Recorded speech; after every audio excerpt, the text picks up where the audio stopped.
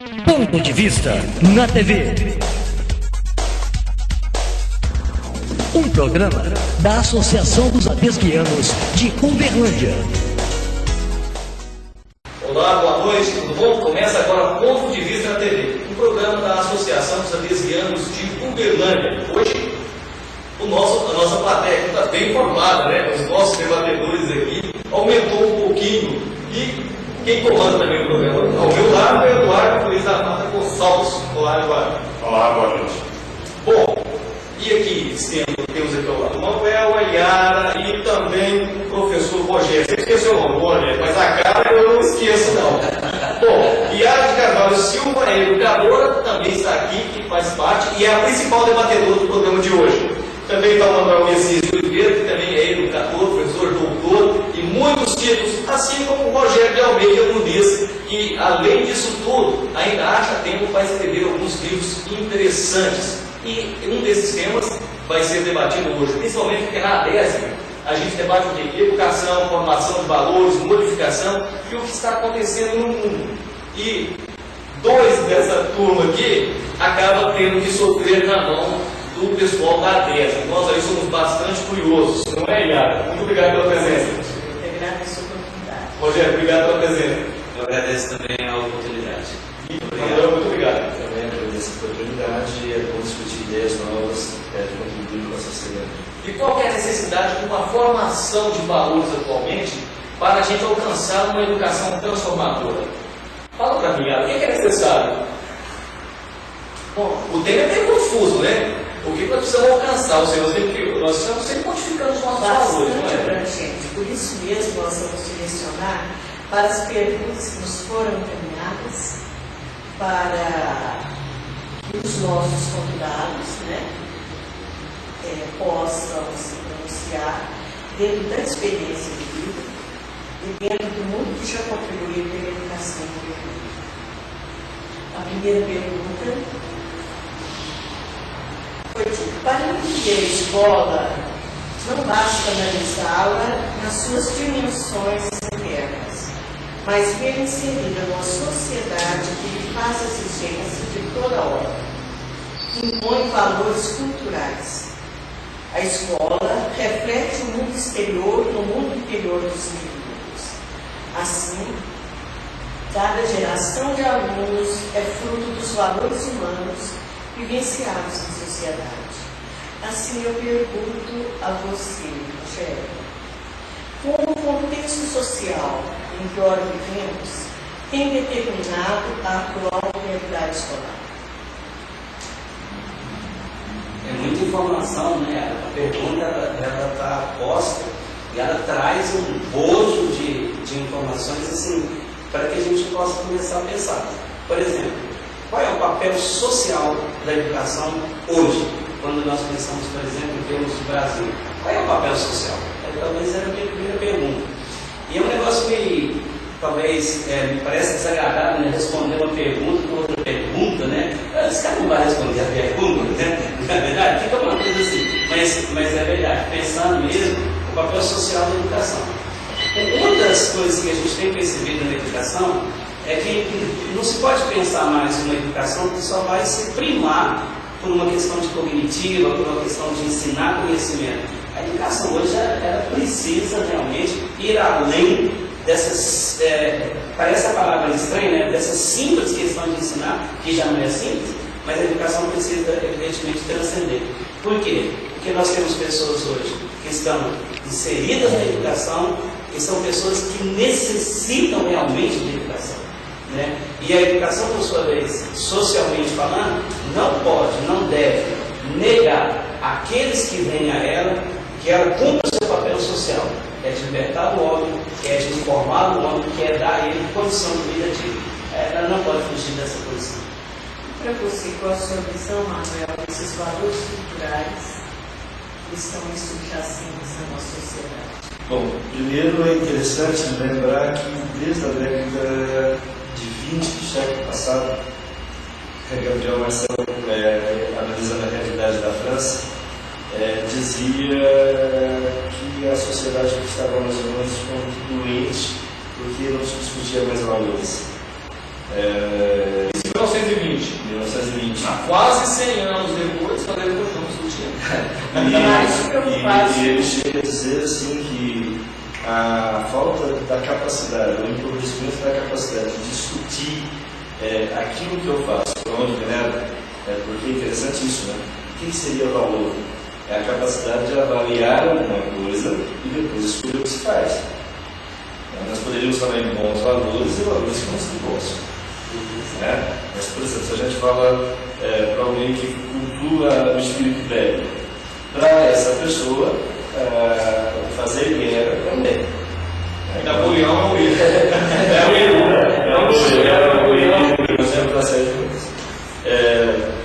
Se pegarmos biologia, já vai em outra dimensão.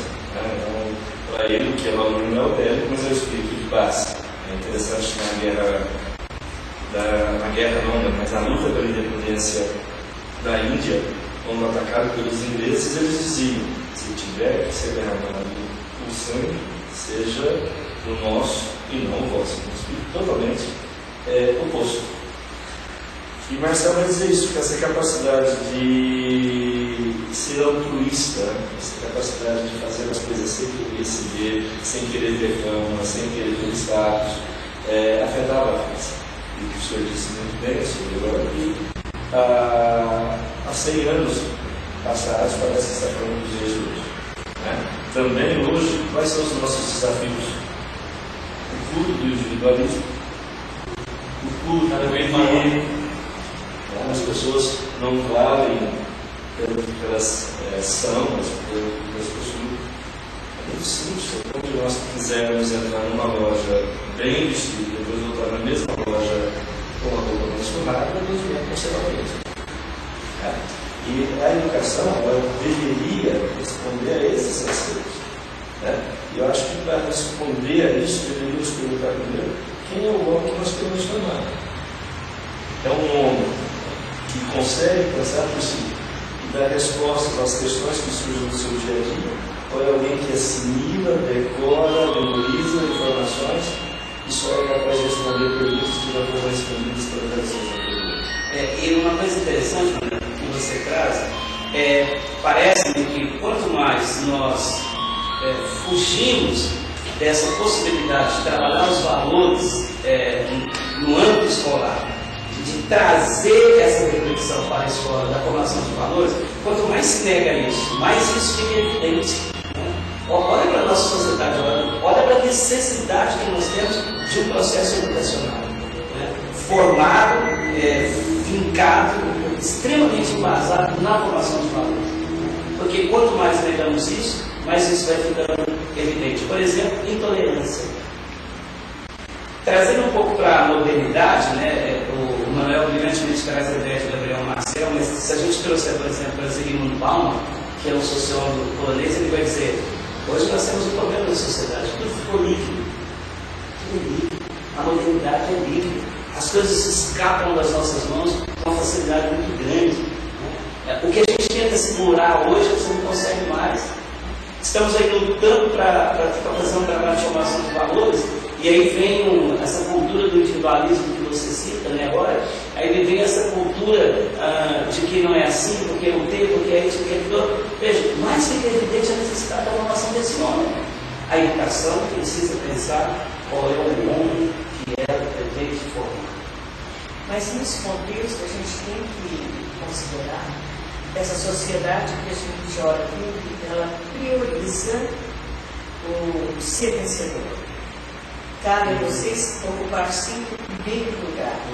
Então, nessa cultura do ter de ser e iniciar sempre, é que às vezes se perde a própria educação pelas necessidades que a sociedade tem. É interessante, porque assim, se o eu fica muito no centro, né?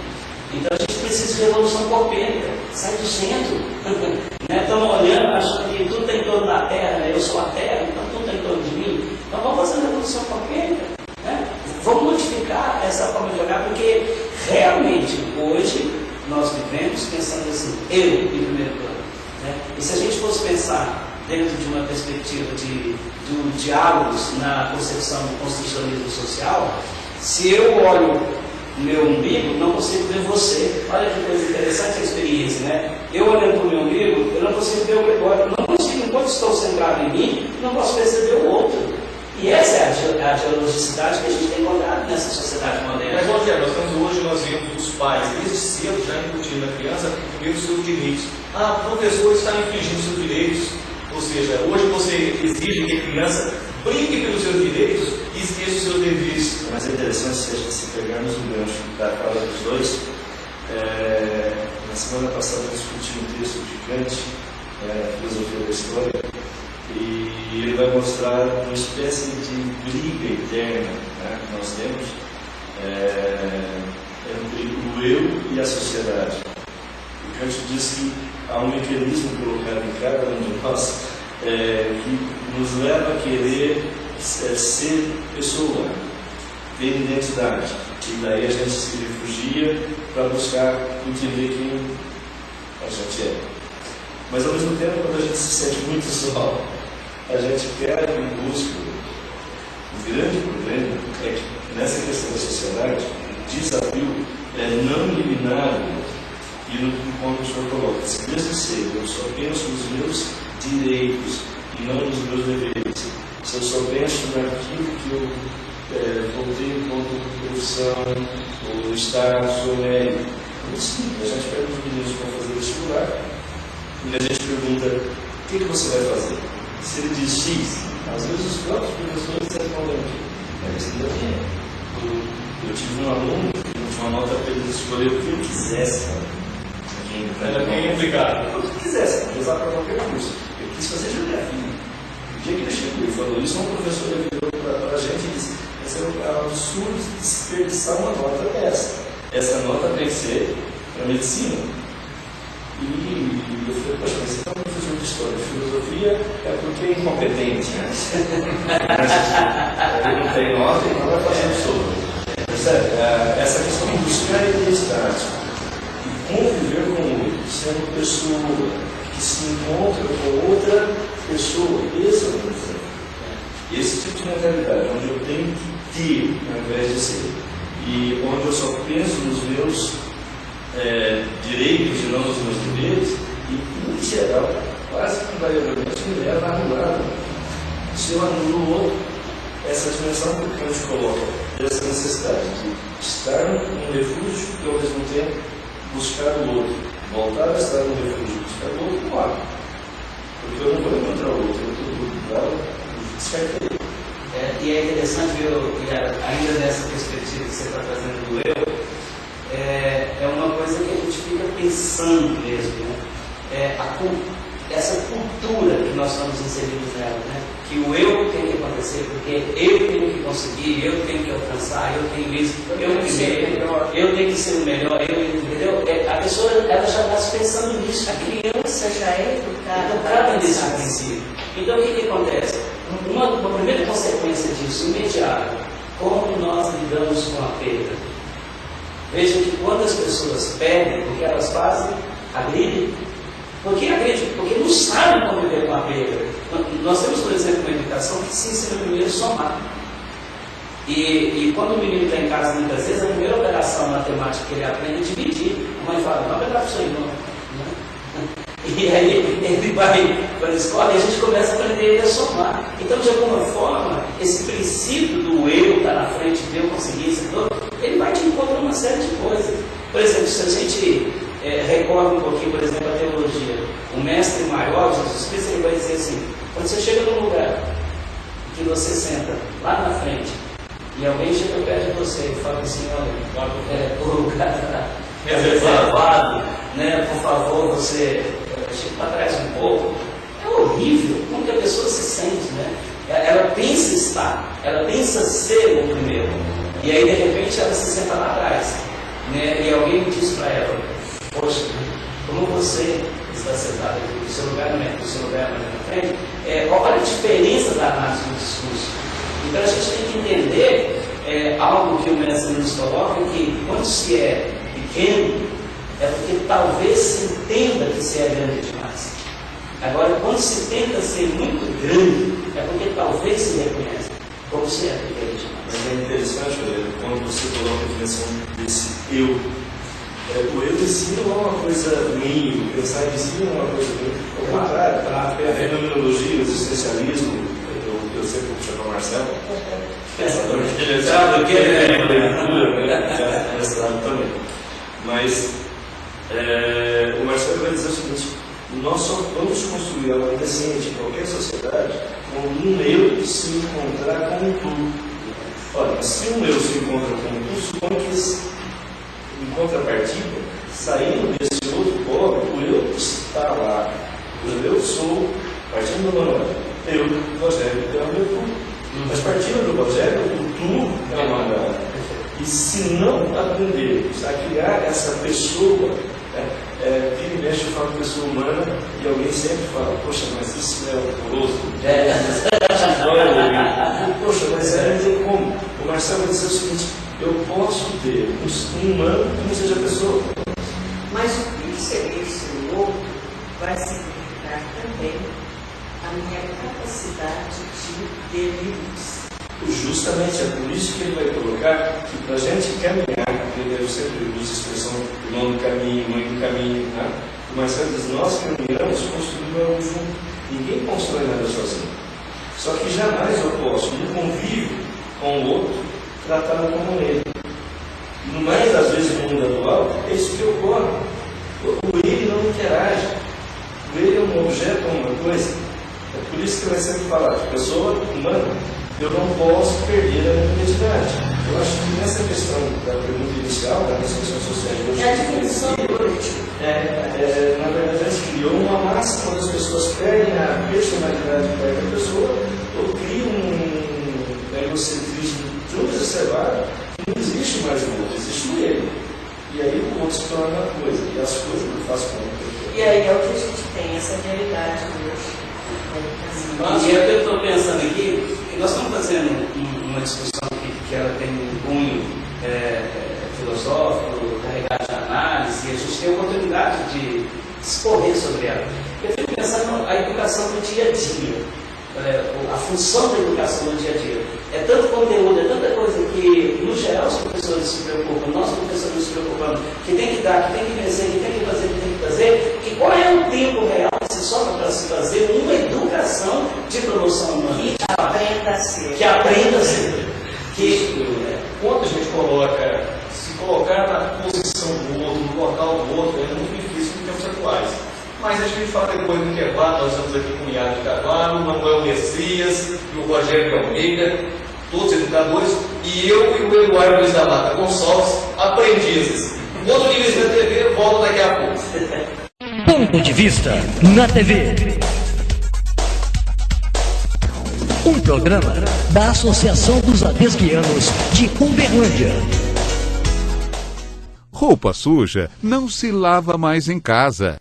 Dê adeus aos varais e não desperdice seu tempo. Agora em Uberlândia, a primeira lavanderia onde você próprio opera as máquinas para lavar e secar num período muito curto. É o serviço de autoatendimento muito utilizado na Europa e Estados Unidos.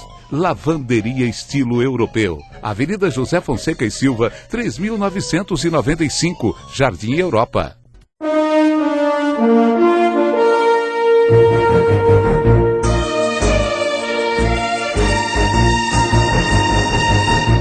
Estamos de volta no Ponto de Vista TV, um programa da Associação dos Adesquianos de Uberlândia. Hoje comigo, com o Eduardo Luiz da Mata Gonçalves, nós estamos aqui com o Rogério de Almeida, Iago de Carvalho e também com o Manuel Messias, que falou para mim que não é doutor, não, é mestre.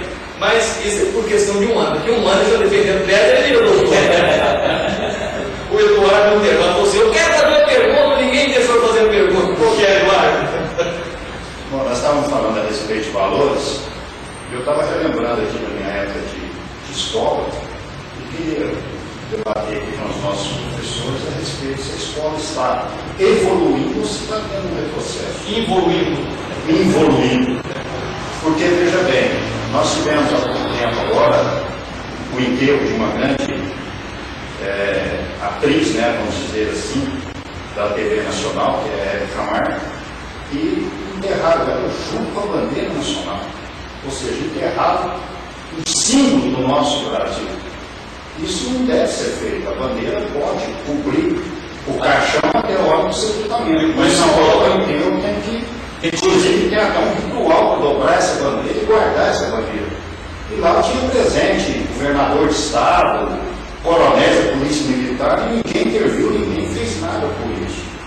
Por outro lado, nós tivemos há pouco tempo um programa na televisão para eleger o maior brasileiro de todos os tempos.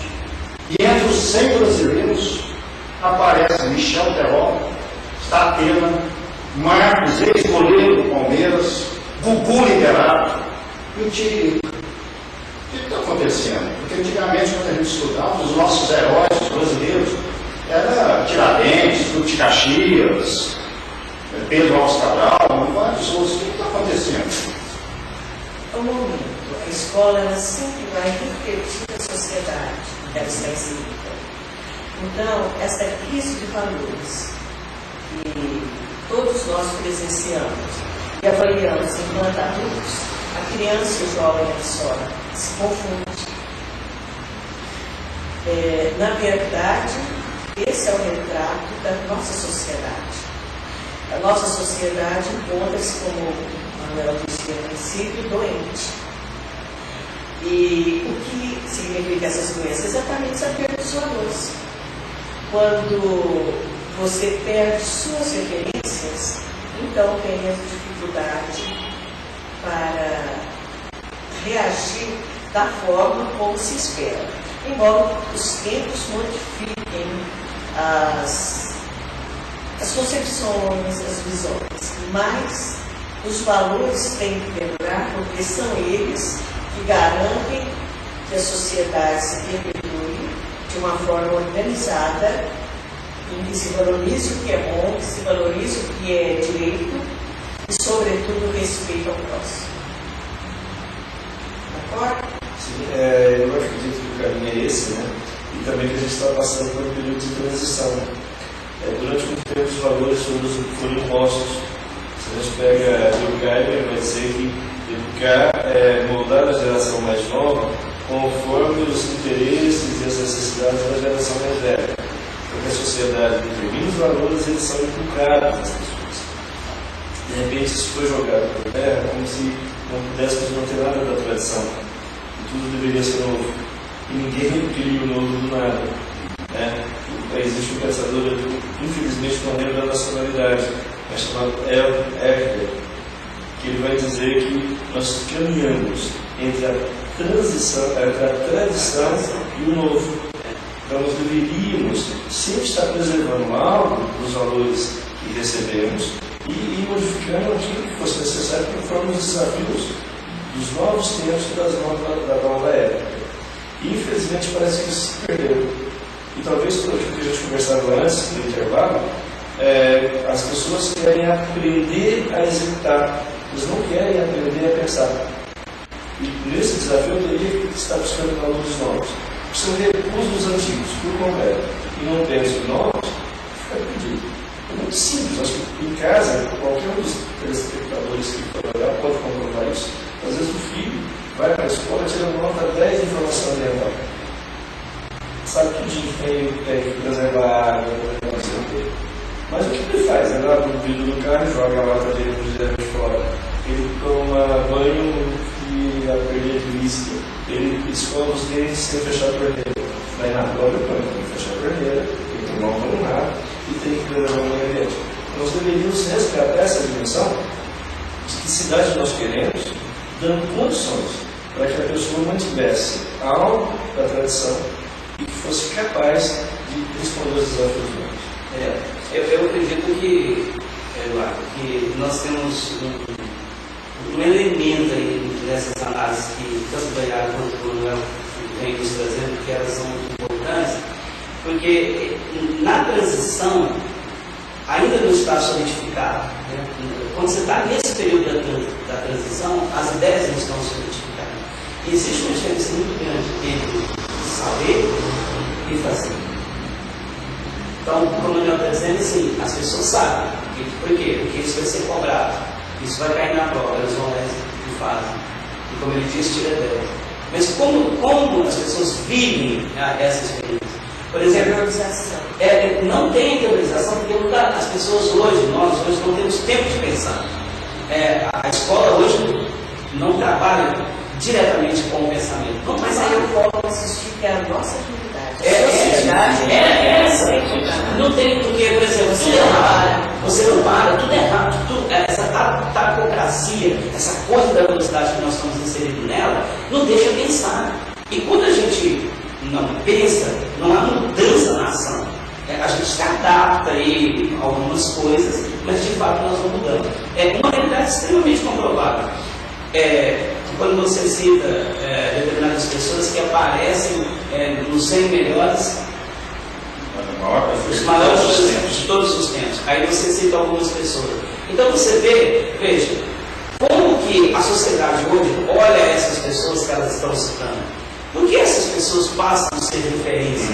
Então, onde você vai, você escuta a música. Aí você tem uma criança pequenininha, que ela escuta aquela música e ela faz a imitação.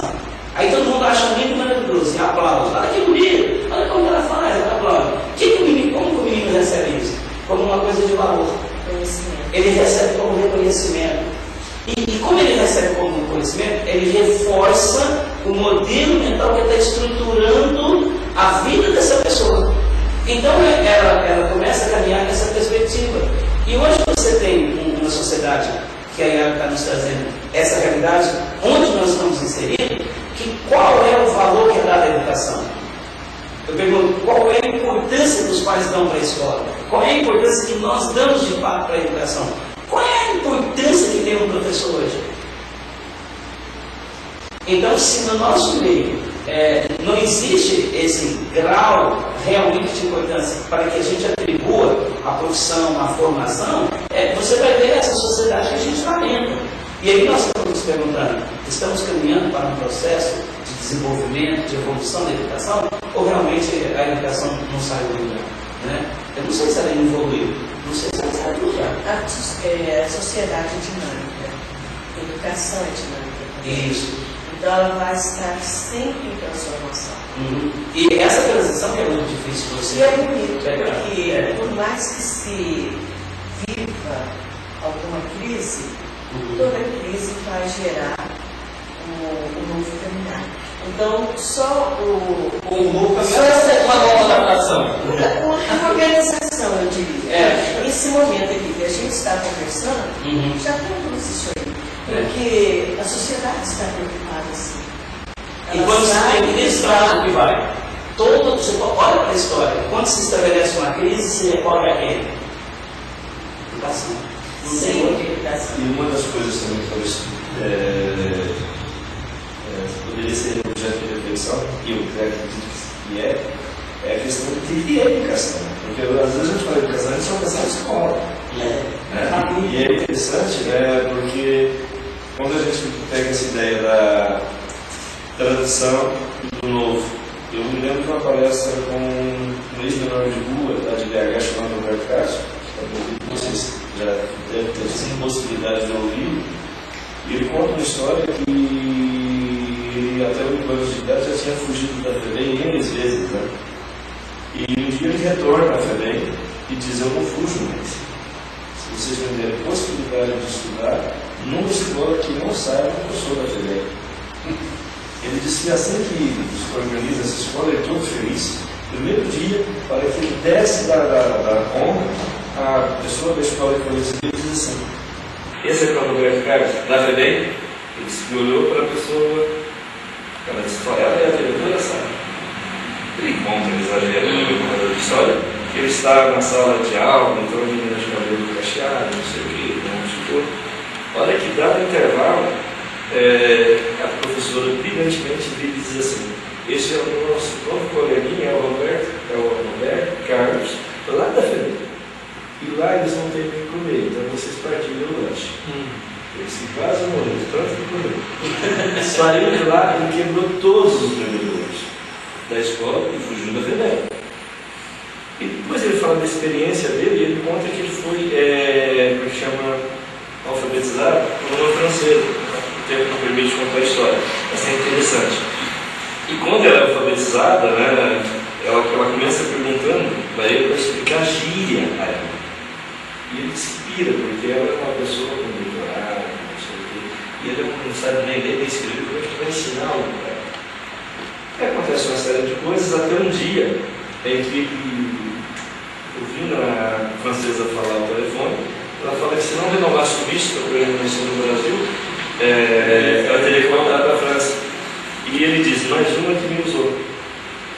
Ele espera ela sair, fecha todos os lugares que pudesse dar vazão de água e abre todas as daqui que pudesse vazar água na casa. Inunda no seu apartamento para casa, e quando ela retorna, ele diz, Isabel, para mim não está no meio da casa e me manda embora. E ela se coloca na altura dele, ela vai abaixar para ficar na altura dele e diz, Roberto, o que eu tenho que fazer para você entender que eu te amo? E ele se entra numa crise de choro e a partir daí aceitou ser alfabetizado, primeiro em francês, depois em português. E no final, estava falando para a professora, sabe? Ele diz, como é que queriam cobrar de mim, usou essa expressão, Roberto, amar se eu nunca experimentei amor? Como é que queriam cobrar respeito se o tempo todo era desrespeitado? Se combina de não dizer onde eles moravam e em 3 locais diz no primeiro dia. Se ninguém não tem o compromisso feito comigo, se ninguém honra o acordo, como é que quer exigir que eu... Manuel, essa é uma preocupação grande, porque aí nós vamos voltar de novo. O papel da educação. Qual é o papel que a educação tem? Agora, não estou pensando em educação escola, unicamente, família, é a questão do berço, é a questão assim, tem pessoas que você convive com elas e você sente onde elas dormiram, você percebe o berço dessa pessoa, até pelo nível, pela forma, não é verdade? Uma vez num determinado lugar aqui em Uberlândia, eu fui para entrar num caixa assim que a menina estava abrindo, e ela sinalizou para mim que ia abrir o caixa, e veio uma pessoa entrando na minha frente, estava de botina, uma roupa assim não muito diferente dessa, para minha xadrez e tal, simples. E aí, quando eu fui para entrar, o cara passou na minha frente, virou para mim e falou assim, o mulher dos espertos. E eu falei para ele, não, mas na roça nós chamamos isso de educação.